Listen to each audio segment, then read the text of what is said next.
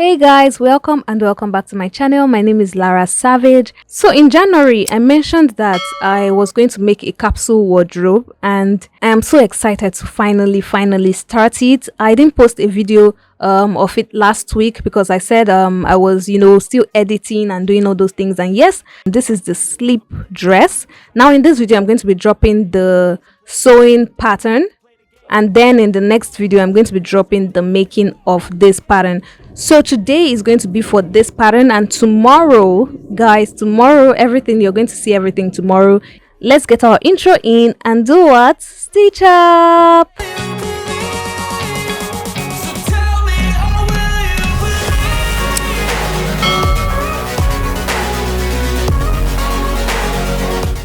So guys, here's what you'll be needing for this amazing tutorial. You need your pattern paper, measuring tape, scissors, quilting ruler, curved ruler, and yeah, basically those are the things you need. Then your pen basically.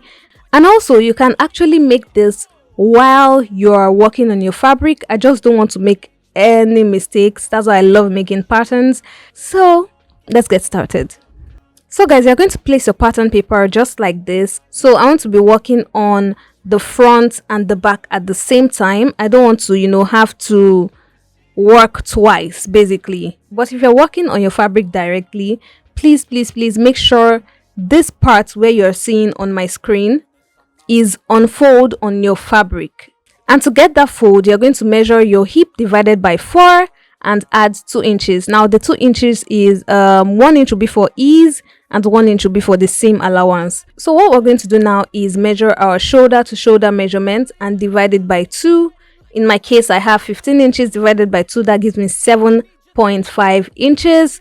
I'm going to mark it right there. Then I'm going to mark my shoulder to bust measurement, shoulder to waist measurement, and then the shoulder to hip measurement.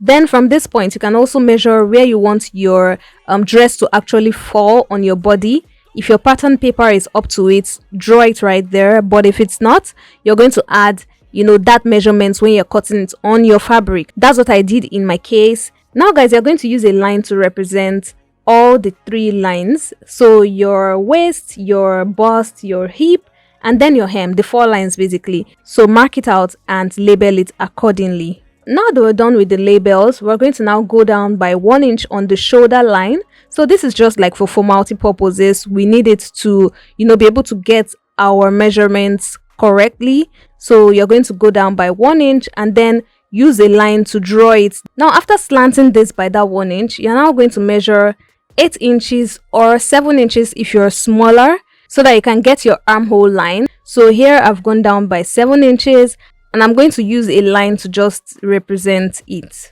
Now the next thing we're going to do is measure our bust measurements divided by 4, waist measurement divided by 4, and hip circumference as well divided by 4. And then we're going to add 2 inches to all those measurements. Now guys, for the bust measurements, you're going to mark it on the armhole line as well as the bust line. So bust divided by 4 plus 2 inches. So you're adding 2 inches everywhere on all the lines. And then for your hem as well, whatever you use as your hip measurement, that's what you're going to use down to your hem. It's going to be a straight line down to your hem. I know most are festering. Negativity is a plague for the mentally weak. No mercy. And now we're going to connect every one of them together. Sick and psychotic with this logic, you can't stop it. It's been chronic since I was a boy, so neurotic and chaotic. Now guys, we're now going to measure our neckline.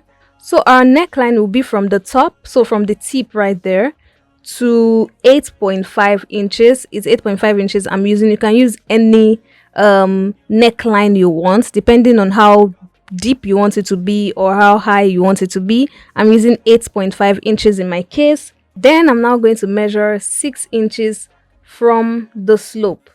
So from the shoulder slope, you're going to measure 6 inches. Now guys, these measurements are very important. Please just take that time to make it perfect. So go down by 6 inches from the shoulder slope and then draw a line right there so that it can represent it. So right here I've written 6 to represent that line so that I can remember that This is the 6 that I'm going to use, and whenever I need to use it, I'm going to use it right there. And then you're now going to go to your shoulder slant, so that line right there, and you're going to measure what you have and divide it by 2. So can you guys see what I'm doing? I'm going to measure what I have right here, divide it by 2, and then draw a line from where that point is to the 6 inches line. Don't go further than the 6 inches line, just draw it to the 6 inches line.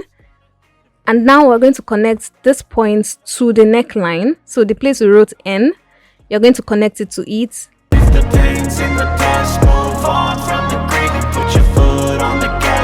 And then you're going to connect this same point to where it wrote as A. So the armhole line, you're going to connect it to it as well. So you have your neckline there and your armhole line, you know, already established.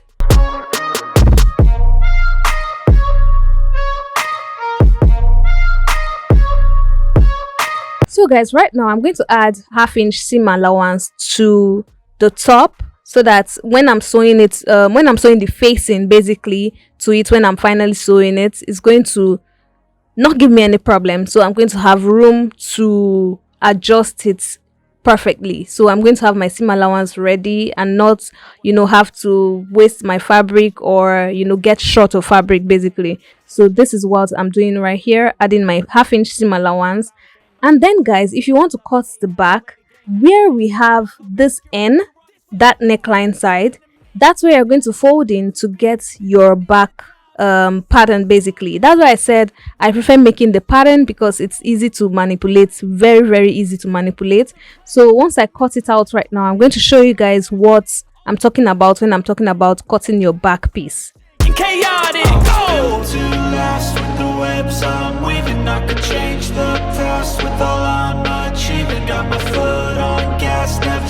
So like I said, if you're cutting your back piece, you're going to fold it at that neckline, and then that's what it's going to look like. It's going to be straight at the back, except you want, you know, a different design or anything. You can manipulate this pattern anyhow you want to, so you can do anything. That's the beauty of patterns. Again, you can manipulate it however you want it to be. So guys, that's the end of this particular pattern making. Tomorrow, like I said, I'm going to put the sewing tutorial of this beautiful dress. Oh my god, it's super amazing, super cute. Please subscribe so that you guys are going to see more amazing things from me. Hit the notification bell so that you can be notified whenever I post any form of video at all. Comment in the comment section, what else would you like me to make? I've been making mini projects like the wallet, the fabric book cover, earrings, you know, so many amazing things, scrunchy bag. What else would you like me to make? I would love to DIY everything for you guys. So guys, yes, like this video, share, comment in the comment section, subscribe, and until my next video, do have yourself a wonderful morning, noon or night, wherever you are. It's your favorite content creator and fashion entrepreneur, Lara Savage, signing out.